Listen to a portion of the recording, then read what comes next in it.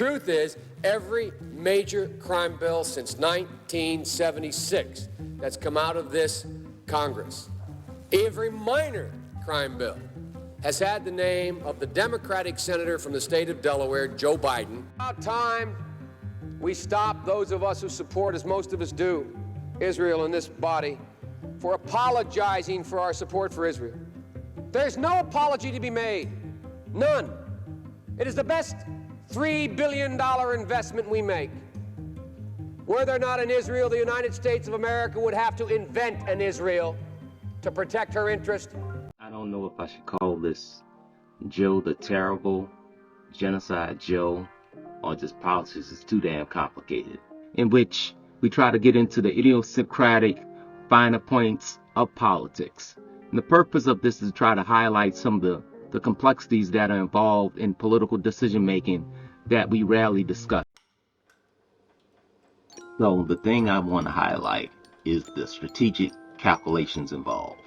And similar to what's happening with the genocide in Gaza right now by the right-wing government of Israel, Biden is involved in several political calculations as this is election year. So he cannot just ignore the ongoing crisis. And when you have this tactical move on the part of the governors of Texas and Florida shipping immigrants to Denver, Chicago, and New York, he puts pressure on key Democratic actors who in turn put pressure on him. Denver finds itself right now at ground zero in trying to resolve and respond to the migrant crisis. We at this point now have had more migrant arrivals to our city than any city in America per capita. And that is not because there is a thoughtful or coordinated strategy to entry. It is because we are the first big city north of El Paso and the cheapest bus ticket and the shortest trip for the governor and others who are trying to find a place to send people. So this is where the origins of the bill come from.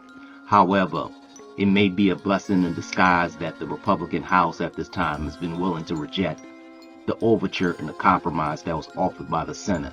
So this is not passed. But as I said, the danger is that this could form the baseline for future immigration bills that are much more harsh and increase the number of border patrol and follow down a path of more punitive policies and making it easier to deport people and increase the number of border patrol agents and things of that nature.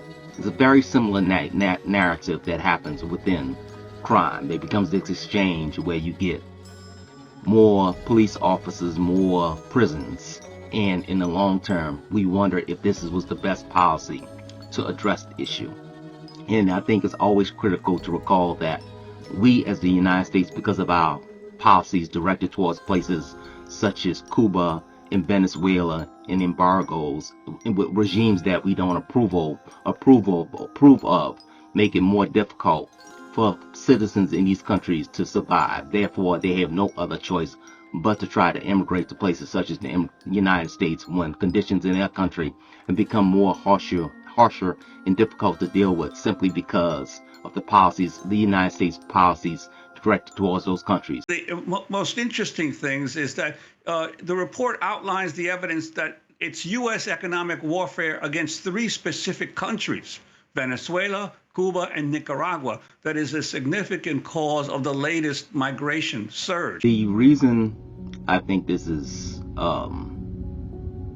critical is because it's another example of Democrats responding to a push from the right.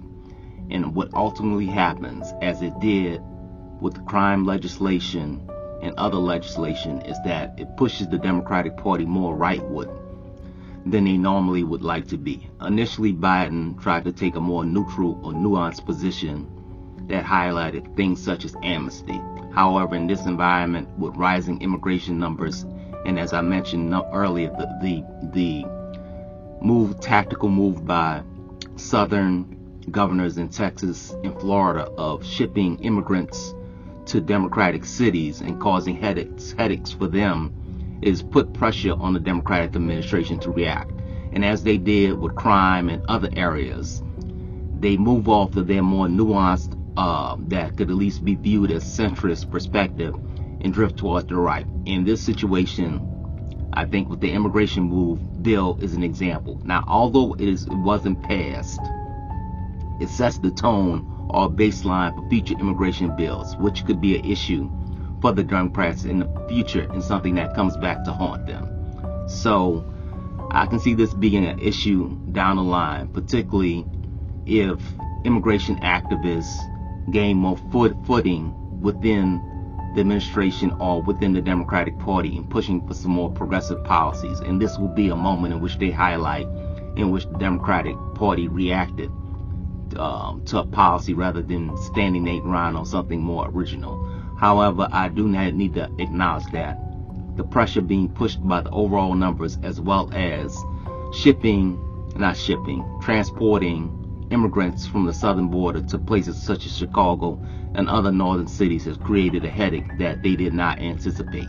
And that's something to be acknowledged and considered as political pressure as well.